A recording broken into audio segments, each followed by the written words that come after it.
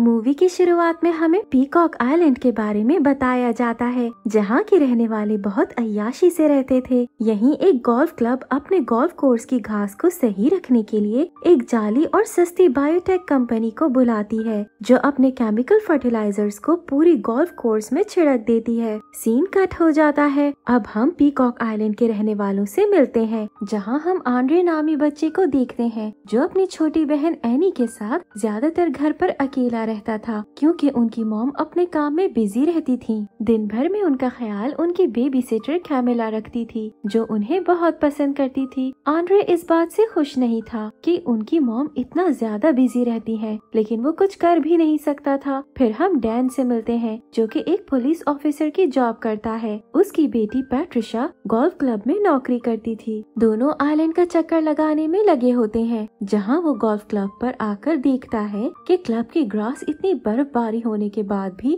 बहुत हरी भरी है। वो इस बात पर ज्यादा ध्यान ना देते हुए वहाँ से चला जाता है और अपने राउंड्स दोबारा शुरू कर देता है। इसके बाद हम एक अमीर आदमी माइकल से मिलते हैं, जो गोल्फ क्लब का मालिक भी था। वो क्लब की ग्रास को देखते हुए मुस्कुराते हुए नजर आता है। उसी वक्त वहाँ उसका दोस्त मार्शल अपनी बीवी के साथ गोल्फ खेलने आता है, जिन्हें माइकल खुशी खुशी अंदर ले जाता है। हम दोबारा आंड्रे को देखते हैं, जिसकी मॉम उसे उठाकर एनी को उसके पास छोड़ जाती है, क्योंकि उसकी बेबी सिटर कैमिला नहीं आई थी। आंड्रे पूरा दिन एनी का ख्याल रखता है। दूसरी तरफ हम मैरिक को गोल्फ खेलते हुए देखते हैं, जिसकी बॉल जब होल में जाती है तो हमें ये दिखाया जाता है कि गोल्फ कोर्स पर स्प्रे किया जाने वाला केमिकल जमीन में एब्जॉर्ब होकर आइलैंड के पानी में मिल गया है। आइलैंड के ज्यादातर लोग टैप वाटर का इस्तेमाल करते थे, जिस वजह से एक आदमी घर पर टैप वाटर पीने के बाद ज़ॉम्बी में बदला हुआ दिखाई देता है, जिसके बाद वो अपनी बीवी को भी काट लेता है। उसकी बीवी भी ज़ॉम्बी में बदल जाती है। माइकल मार्शल को लेकर घर आता है, जहाँ कुछ लोग अजीब तरह की हरकतें करते हुए नजर आते हैं। तभी मार्शल का डॉग, जो ज़ॉम्बी बन चुका था, उसकी बीवी को आकर काट लेता है, जिससे वो भी ज़ॉम्बी बन जाती है। माइकल डरकर खुद को अपने घर के अंदर एक रूम में बंद कर लेता है। डैन को भी कोई औरत उसके नेबर्स को चेक करने के लिए बुलाती है। डैन वहाँ पहुंचकर उन लोगों को देखकर डर जाता है, क्योंकि वो सब ज़ॉम्बीज में बदल चुके थे। तभी डैन को कॉल करने वाली औरत भी पानी पीने के बाद ज़ॉम्बी में बदलकर डैन के पीछा करने लगती है। डैन किसी तरह उससे बचते हुए अपने आप को अपनी कार में बंद कर लेता है। वो फिक्र में पैट्रिशा को कॉल करते रहता है, लेकिन वो भी गोल्फ क्लब के एक रूम में अपने आप को ज़ॉम्बी से बचाने में लगी हुई थी।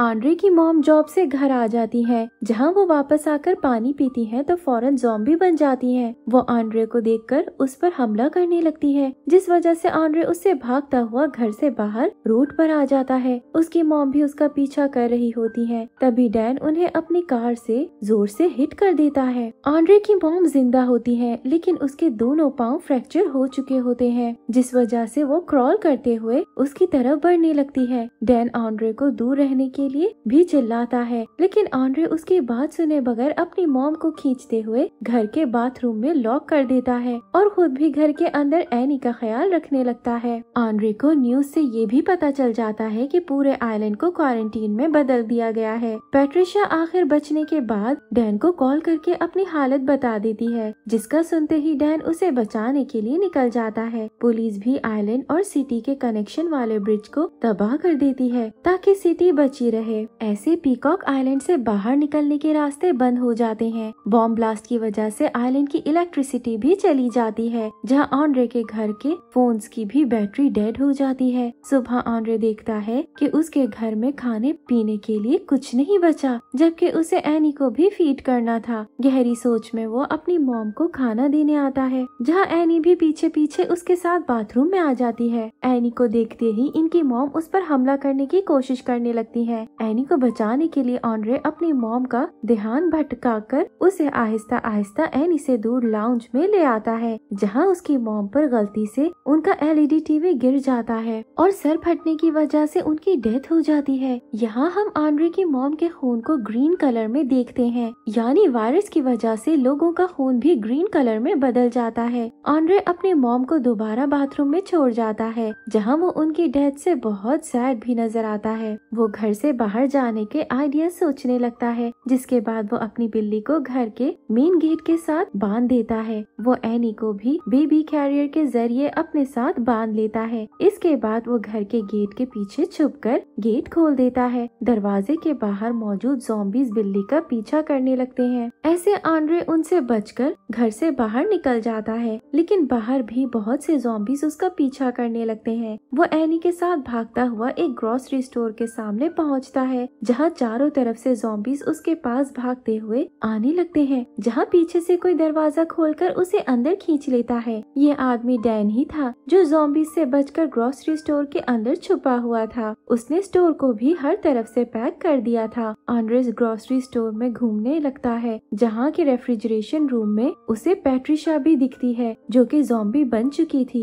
तभी डैन वहाँ आकर उसे बताता है कि वो उसकी बेटी है। यहाँ हमें डैन की बातों से ये भी पता चलता है कि उसे यकीन था कि वो कोई ना कोई क्योर ढूंढकर अपनी बेटी को ठीक कर लेगा। आंड्रे डैन से आइलैंड से बाहर जाने वाले रास्तों का पूछता है, जिस पर डैन उसे ब्रिज के टूटने की न्यूज देते हुए बताता है कि अब उनके पास सिटी पहुंचने का वाहिद तरीका समंदर के जरिए बोट में जाना है। सिटी में रहने वाले लोग और अथॉरिटीज आइलैंड के लोगों की मदद करने से इनकार कर देते हैं, इस डर से कि कहीं वो लोग भी इन्फेक्ट न हो जाएं। माइकल, जो अपने घर में छुपा हुआ था, बायोटेक कंपनी को कॉल करके उसे वहाँ से निकालने के लिए कहता है, जिस पर कंपनी उसे ये कहती है कि जल्द ही वो सब ठीक कर देंगे। आंड्रे डैन को आइडिया देता है कि पैट्रिशा को ठीक करने के लिए उन्हें किसी वैक्सीन की जरूरत पड़ेगी, इसलिए उन्हें इस बात का पता लगाना होगा कि वायरस असल में फैला कहाँ से है। डैन बहुत सोचने के बाद कहता है कि वायरस के फैलने का मेन पाथवे पानी हो सकता है, क्योंकि वो वाहिद चीज है जो सब पीते हैं। आंड्रे भी उसकी बात मान जाता है, क्योंकि वो ज्यादातर वक्त पानी नहीं पीता था, इसीलिए अभी तक ठीक था। डैन पैट्रिशा के सर पर ग्रिल केज का कवर बना देता है ताकि वो उन्हें ना काट सके। जिसके बाद सुबह ये लोग बड़े ध्यान से डैन की गाड़ी में बैठकर वाटर कंपनी तक आने के लिए निकल जाते हैं। माइकल के पास कंपनी से दो औरतें आती हैं, जो उसे एंटीडोट वाली बॉल्स दिखाने लगती हैं। तभी एक औरत पीछे से माइकल को पकड़ लेती है और दूसरी वाली माइकल के मुंह में फर्टिलाइजर को डालते हुए उसे बेहोश कर देती है। दोनों माइकल को खींचकर कहीं ले जाने लगती हैं। यहाँ हम ये भी देखते हैं कि एक एंटीडोट वाली बॉल माइकल के हाथ से गिरकर वहीं उसके घर में रह गई है। वाटर प्लांट के अंदर जाते ही पैट्रिशा डैन के पास से भागकर वहाँ मौजूद वाटर टैंक में कूद जाती है। डैन उसे निकालने के लिए पानी में उतरता है, जहाँ पहले से एक और ज़ॉम्बी मौजूद होता है। वो पैट्रिशा को शील्ड की तरह इस्तेमाल करने लगता है, जिसकी वजह से ज़ॉम्बी उसे कुछ नहीं कहता, बल्कि आंड्रे को देखकर उसका पीछा करने लगता है। आंड्रे भागता हुआ बाहर गाड़ी में आकर अपने आप को लॉक कर लेता है। पीछे डैन पैट्रिशा को वाटर टैंक से निकालने के लिए उसके हाथ को खींचने लगता है।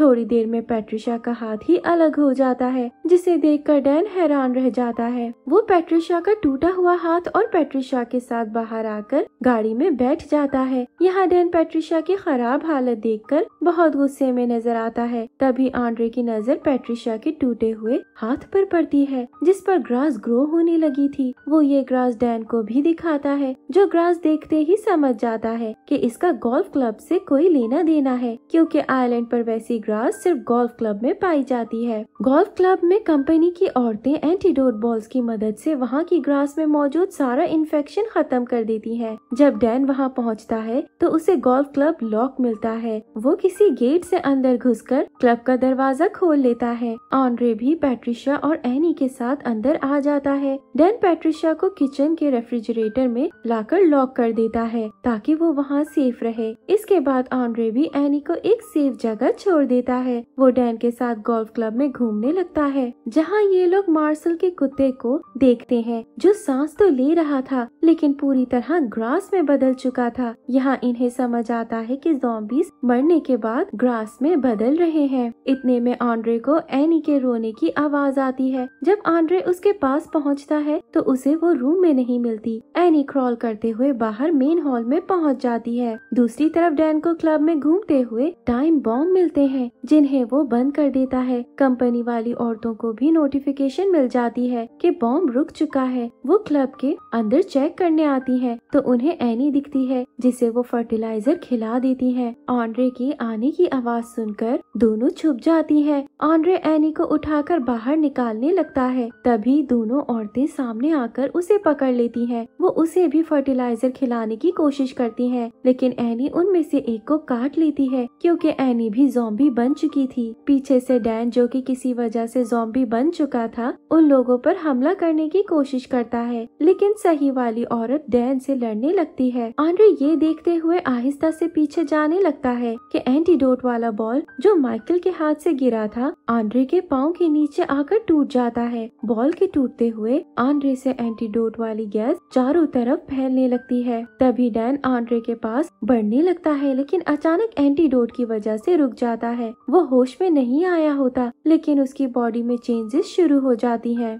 ऑन्ड्रे डैन को लाकर पैट्रिशा के पास रेफ्रिजरेटर में बंद कर देता है। कंपनी की दोनों औरतें इस डर से कि कहीं वो ज़ॉम्बी में ना बदल जाएं, एक दूसरे को शूट करके मर जाती हैं। ऑन्ड्रे डैन को छोड़ने के बाद उसका फोन भी उसके पास से ले लेता है। वो मार्सेल के कुत्ते की वीडियो इंटरनेट पर अपलोड कर देता है, जो जल्द पूरी सिटी में फेमस हो जाती है। सिटी में मौजूद एक रेडियो का होस्ट पैट्रिक, जिसकी बातें सब बहुत सुनते थे, आर्मी को वीडियो देखकर कहता है कि उन्हें आइलैंड पर मौजूद सब लोगों को मार देना चाहिए। ऐसे आर्मी के कुछ हेलीकॉप्टर आइलैंड पर आते हैं, जिनमें से बहुत सारे आर्मी वाले पूरे कवर्ड बाहर निकलते हैं। एनी आहिस्ता आहिस्ता बिल्कुल ठीक हो जाती है, जिसे जब ऑन्ड्रे लेकर बाहर मेन रोड पर पहुंचता है तो आर्मी वालों को देखकर खुश होने लगता है, क्योंकि उसे लग रहा था कि ये लोग उन्हें बचाने आए हैं। वो दूर से उन्हें आवाज लगाने की कोशिश करता है, लेकिन फिर वो देखता है कि कुछ ज़ॉम्बीज आर्मी वालों की तरह भागकर आ रहे हैं, जिन्हें वो लोग अपने पास मौजूद फायर गन्स की मदद से जला रहे हैं। ऑन्ड्रे समझ जाता है कि ये लोग उन्हें बचाने नहीं बल्कि खत्म करने आए हैं, जिसे देखते ही वो कहीं जाकर एनी के साथ छुप जाता है। आर्मी वाले गोल्फ क्लब में घुसते हैं, जहां उन्हें डैन पैट्रिशा के साथ मिलता है। डैन, जो बिल्कुल ठीक हो चुका था, उन्हें समझाने की कोशिश करता है कि कैसे वो बिल्कुल ठीक है, लेकिन आर्मी वाले उसकी कोई बात नहीं सुनते और पैट्रिशा के साथ उसे जिंदा जला देते हैं। ऑन्ड्रे की बेबी सिटर कैमिला,